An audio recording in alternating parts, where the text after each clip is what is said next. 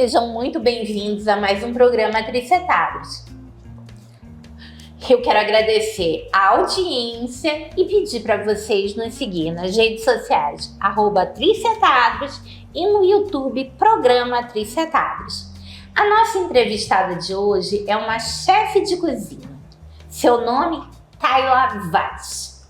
Tayla, seja muito bem-vinda, querida. Obrigada a todos. Obrigada, Trícia, pelo convite.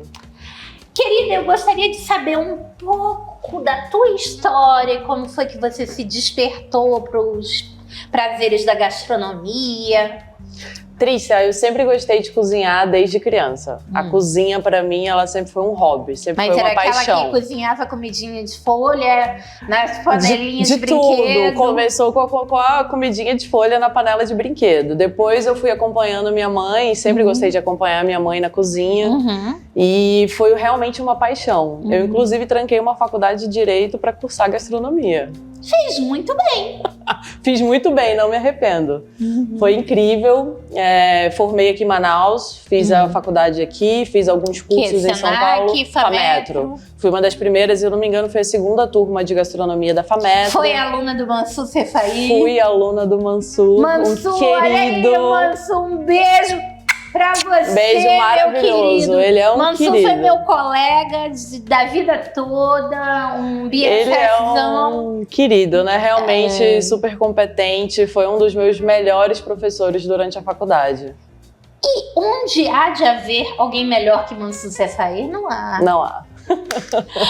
Bom, e fazendo gastronomia, você disse, é isso que eu quero pra minha vida toda? É isso que eu quero pra minha vida. Realmente, durante a faculdade, foi uma descoberta, né? Eu me encontrei. Eu costumo dizer que eu me encontrei na cozinha, na gastronomia. Porque muita gente entra no curso de gastronomia pra, tipo assim, ter um hobby, alguma coisa e tal, e pelo meio do caminho diz, não é isso. Não é isso. Comigo foi totalmente o contrário, né? Eu realmente me encontrei. As pessoas dizem, não, é isso, que eu quero. É É uma paixão, cara. Você trabalhar com comida, com alimentação, é amor, né? Você colocar amor no que você tá fazendo, no que você tá servindo pras pessoas. E aí, você fez a faculdade na FAMetro e depois? Depois eu comecei a trabalhar, eu comecei a estagiar, na verdade, no Balepoque na época, que era ali no Shopping Ponta Negra, naquela primeira unidade no Shopping Ponta Negra. E aí, numa dessas, eu fui para São Paulo, fiz um curso de técnicas culinárias, eu conheci um chefe de Jurerê, de Santa Catarina, e eu recebi o convite para trabalhar numa temporada num verão. E aí foi quando eu saí de Manaus e foi a porta, eu costumo dizer que foi a porta de entrada, assim. Porque depois que eu saí de Manaus, que eu passei esse verão em Jurerê, as portas foram se abrindo, graças a Deus. Mas você já estava trabalhando no Balepoque, que é um dos melhores restaurantes. Né, na época era realmente um dos melhores mesmo, continua sendo hoje, né? O Belly é um restaurante de tradição em Manaus. E na época era assinado, o menu era assinado pelo Jacan na época, então foi uma temporada completamente enriquecedora no Belly. E aí depois disso fui pro Sul, demorei bastante a voltar para Manaus, graças a Deus. Não quis voltar para Manaus, foi uma escola realmente. Eu chefiei alguns restaurantes, trabalhei de auxiliar, de cozinheira em alguns outros restaurantes. E fui adquirindo o máximo de experiência possível, né? Aquela esponja, eu fui sugando tudo, todos. E foi uma experiência completamente enriquecedora. De Jurerê foi pra onde?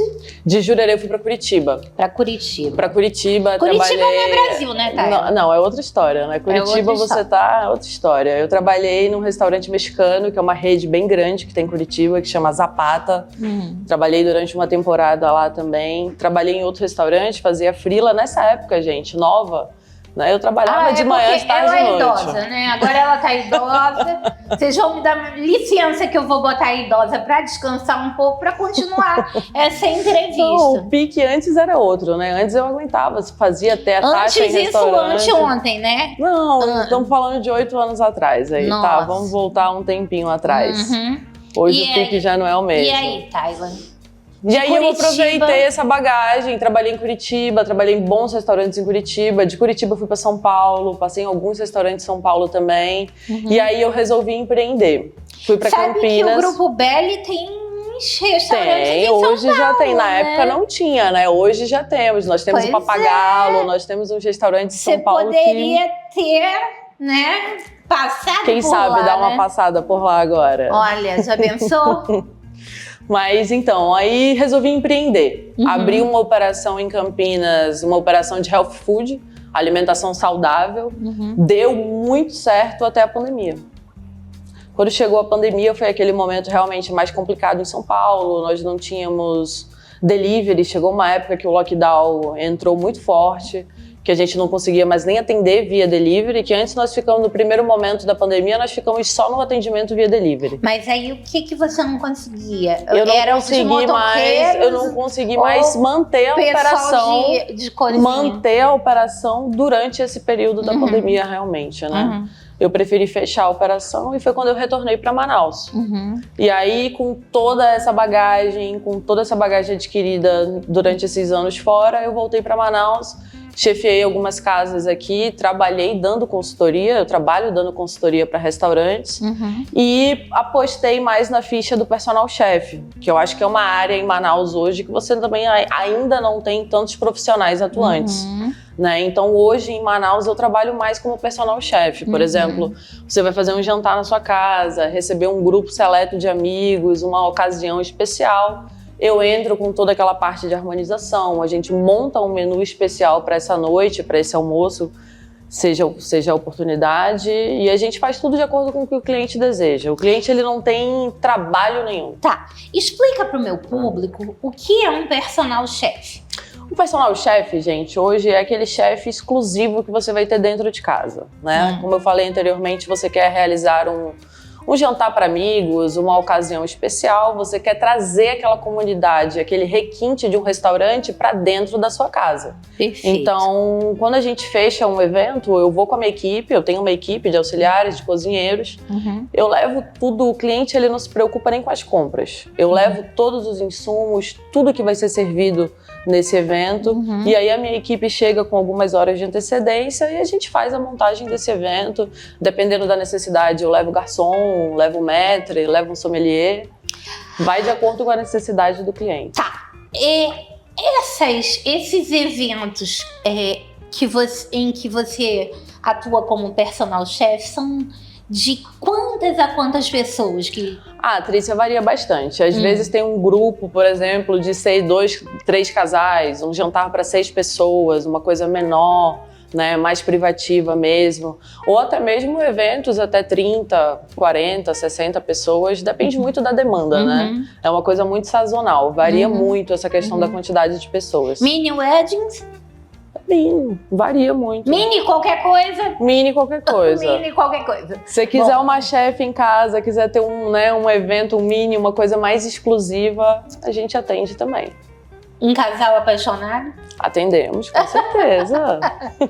Pedidos de casamento? Com certeza, olha aí.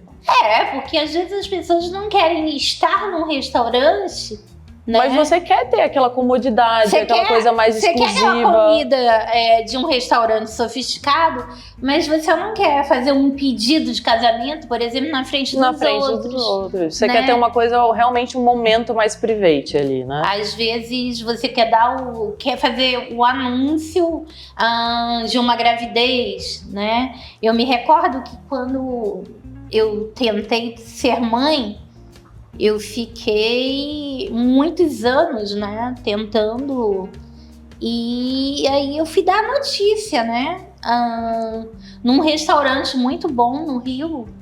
Eu queria contar que eu tava grávida, mas na hora que eu tentava falar, e aí um barulho em volta. E aí a cena ficava assim, o quê?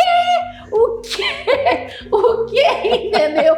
Era uma coisa meio estranha, porque a magia do momento... Perdeu. Você não teve a magia do momento. Meio que se perdeu. E aí eu te pergunto, poxa, seria perfeito, ao invés de eu ter ido para um restaurante muito bacana, eu ter tido um jantar muito bacana em casa, mas na época, há 20 anos, não existia esse serviço de personal chef, né? Eu acho que até hoje, Trícia, eu acho que São Paulo, Rio de Janeiro, por exemplo, a gente tem esse serviço muito mais à frente do que Manaus hoje. Rio de Janeiro é difícil, viu? Olha, tem, porque eu acabei de voltar de lá. Eu tenho uns amigos que trabalham exclusivamente com essa modalidade. Tem, mas talvez não tenha em abundância. Em abundância, né? Porque o carioca, ele é mais tipo, vamos tomar um chopp ali, né? Difícil ir ali na Casa Camolese, por exemplo. É, difícil. É um outro rolê, né? Eu acho que tem que ser assim um nicho muito... É um nicho muito específico no Rio de Janeiro para esse tipo de serviço. Por personal chefes. Ainda mais que o Rio de Janeiro é muito, como é que eu posso dizer, farto em boas cozinheiras do lar, entendeu? Muitas. Você tem, assim, serviços de pessoas que trabalham na casa há 30, 40 anos, que já passaram gerações da família. Que a família já investiu em vários cursos, que aquela pessoa, nossa, entende tudo da família, entende dos sabores, né? E tem uma mão, porque para cozinha, gente, às vezes a gente acha que a pessoa tem que ser capacitada, etc, 1000 cursos. Gente, não é isso. E já teve oportunidade, porque quando a pessoa tá na família há muito tempo... ela já faz parte da família, Não, né? E não só isso. Tudo que ela quer, né? Eu quero fazer um curso em tal lugar, vai, né? E eu acho que o Rio de Janeiro, apesar de ser uma cidade grande, ele ainda tem essa facilidade, ainda tem essas pessoas... assim, mágicas, com as mãos mágicas. São pessoas, né, que a gente não encontra, né? O Manaus, por exemplo, Manaus nós não temos. Manaus não nós tem. não temos essa mão de obra, infelizmente. Manaus não tem. Eu noto que não só para culinária, mas para qualquer coisa, vejo que em Manaus as mães não gostam de ensinar as filhas, ou as filhas não gostam de aprender com as mães. Eu não sei qual é a ordem, mas assim, eu não vejo essa geração nova preparada para tocar sua vida em nenhum sentido. Eu também entendeu? Não sinto. Porque até a sua, né? Porque a minha é um pouco... Mas a sua geração, você tá falando, eu colava na minha mãe e eu aprendi a fazer as coisas com ela. Eu colei na minha mãe. A minha mãe e minha avó, enquanto viva, era uma mão cheia pra cozinha. Muitas das coisas que eu aprendi, que eu uso hoje, eu aprendi com ela. A gente vai pedir um minutinho de intervalo comercial e a gente volta mais falando sobre essa história do que a gente pode aprender com as mães e as avós. A gente volta já.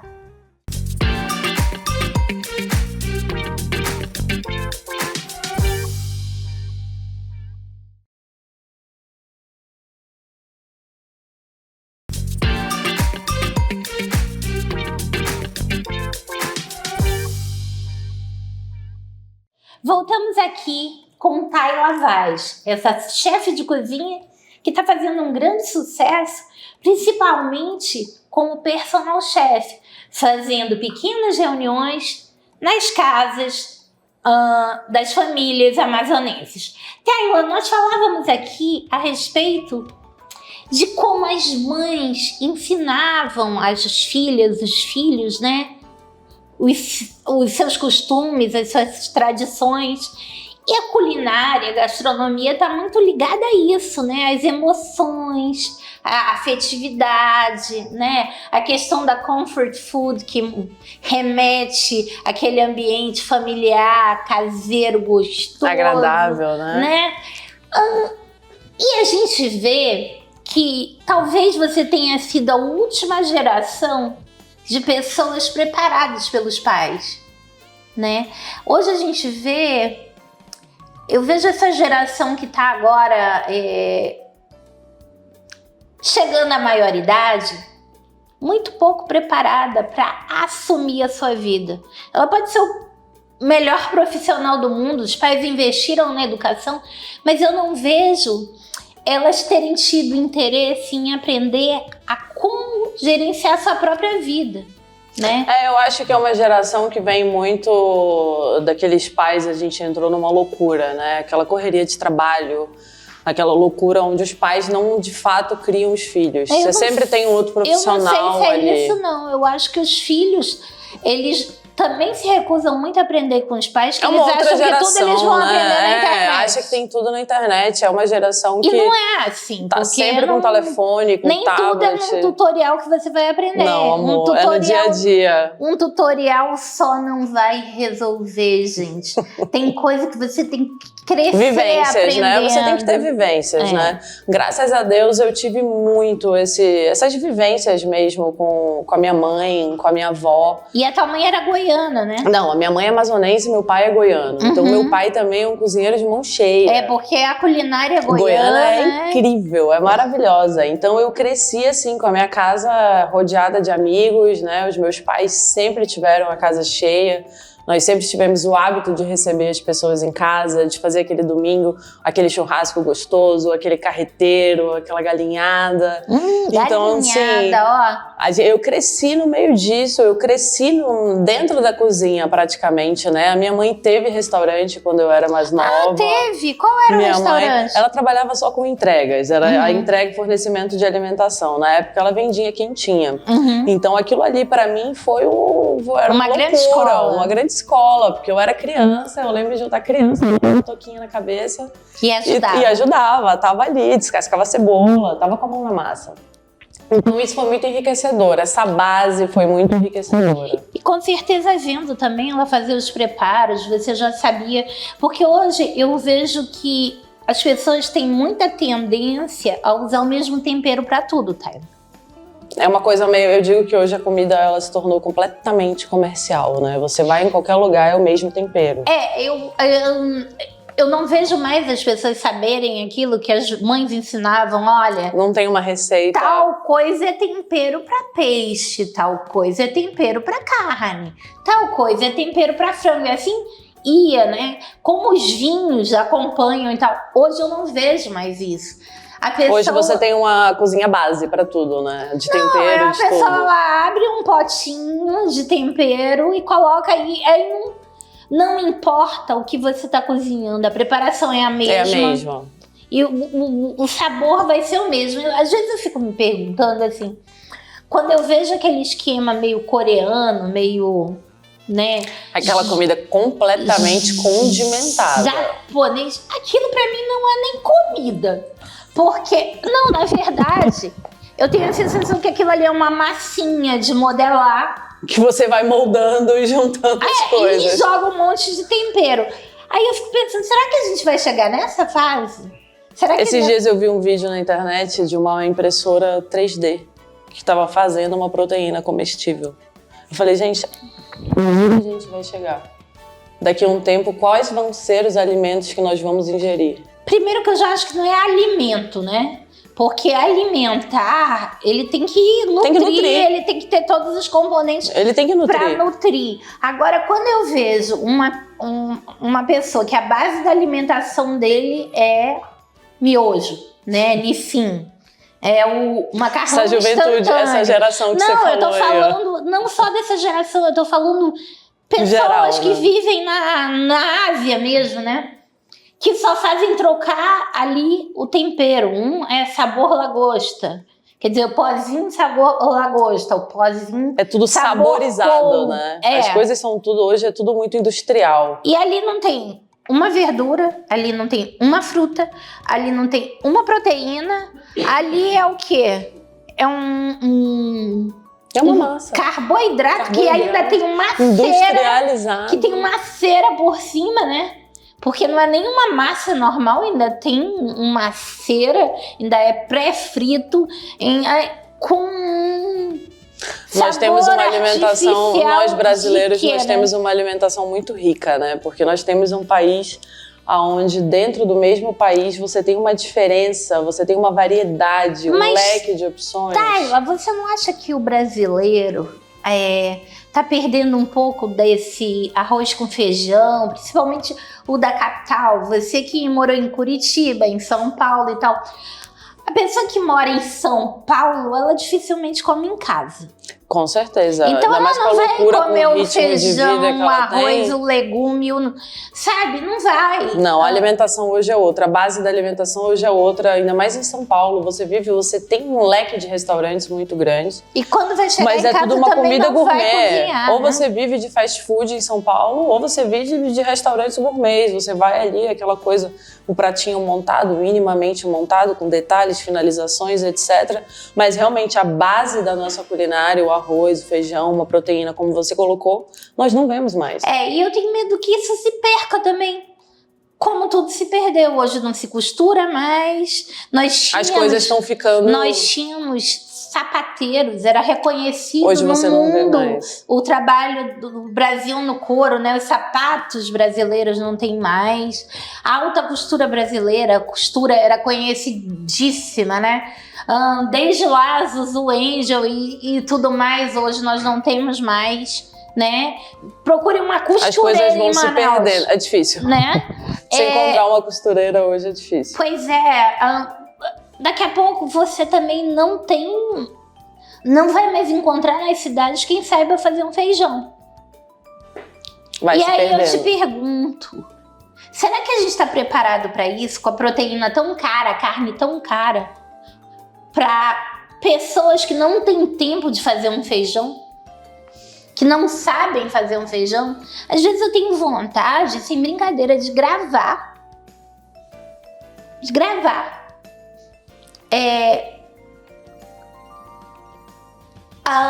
Alguns episódios de culinária básica. Essa é aquela culinária trivial, né? Não, da básica mesmo que se perdeu. Se você perguntar para 9 entre 10 jovens se ele sabe fazer um feijão, ele não vai saber fazer um feijão. Não vai saber fazer. 8 entre 10 jovens não sabem fazer um arroz, né? Mas saber fazer uma massa que ele compra pré-feita, pré-pronta, com um molho que ele compra pré-pronto, com um queijo que ele compra... Isso ele consegue, mas... Isso aí tá acessível, né? Viverá ele saudável comendo isso todo dia? Não. Não, é óbvio que Existem restaurantes que forneçam nas grandes cidades a preço acessível essa comida que a gente comia, que a gente cresceu comendo, essa comida de mãe, essa comida de vó. A gente encontra poucos os lugares, mas a gente encontra. Mas a gente encontra em Manaus. Em Manaus, em São Paulo, em Curitiba a gente encontra. Também, Patrícia, né? A gente encontra. São poucos os lugares que mantêm essa alimentação, mas a gente encontra aí uma comida bem feita, uma comida bem preparada, aquele feijão com caldo bem encorpado, bem temperado. Existem alguns raros restaurantes no Rio de Janeiro que você consegue comer aquela comida com um lugar bacana, mas é aquela comida com cara de quem tá se alimentando como se estivesse em casa. Como se estivesse em casa, exatamente. Né? Aquela comida realmente caseira, né? Porque o que acontece? Na maioria dos restaurantes, você tem um prato com um acompanhamento, né? Nem sempre uma proteína com acompanhamento. Nem sempre aquilo é suficiente para te nutrir, né? Como na casa da tua família, como que vai ter, digamos, legumes variados ou verduras variadas ou alguma coisa. Sempre um acompanhamento. Será que isso é suficiente? Aí, no Rio, por exemplo, tem alguns lugares que você tem, digamos, o prato do dia. É o prato do chefe, o prato do dia, Isso, né? Você tem uma opção diferente. Carioca ali. adora um tal de picadinho, que aqui a carne moída... Aqui a carne moída, ela é o picadinho do amazonense. O picadinho lá fora é o filé, a proteína picada realmente na ponta da faca. Né? Mas aqui vem de picadilho, né? No espanhol, porque a carne moída no processada. Espanhol... E aí eles gostam muito de variedades de picadinho, né? Com vários tipos de proteínas, né? De molhos. E manteiga flavorizada e tudo mais. E esse prato desse picadinho, ele sempre é um prato como em casa, com 4 acompanhamentos, entendeu? Então, assim, talvez... aliás, eu tenho certeza que na maioria das grandes cidades você não encontra isso mais. Se perdeu. Né? Por exemplo, fora do Brasil, os Estados Unidos, que é um lugar mais frequente da gente que mora em Manaus, está mais próximo, mais perto de ir. Eu procuro restaurante colombiano, né? Às vezes um cubano. Se bem que o cubano não come coisa boa há tanto tempo que...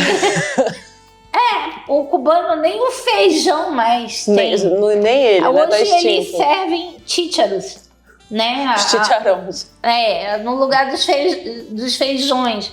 Quer dizer, a não ser que seja aquele pessoal que já saiu de lá há muito tempo, que já se livrou daquilo há muito tempo, eu não sei nem se ainda sabem, né, fazer uma comida mais um colombiano. A comida colombiana é muito boa, muito né? boa. Muito boa. Condimentada, bem sortida, variada. Porque o que acontece é que você chegar num lugar desses, não é que a comida que você compra no supermercado é processada. É que aquela comida do restaurante também é processada, né? E aí é que eu tenho um pouco de nessa para concluir esse programa com as grandes redes. Porque a que ponto aquilo é fresco ou processado? Vamos deixar essa pergunta no ar e me falem aqui se vocês querem mais Thay Lavaz, porque eu tenho certeza que você vai querer. Quero agradecer a audiência de vocês. Sigam-nos nas redes sociais. Esse programa vai estar disponível também no YouTube, canal Programa Trícia Tadros. Um beijo para vocês e a gente fica com mais Thay Lavaz.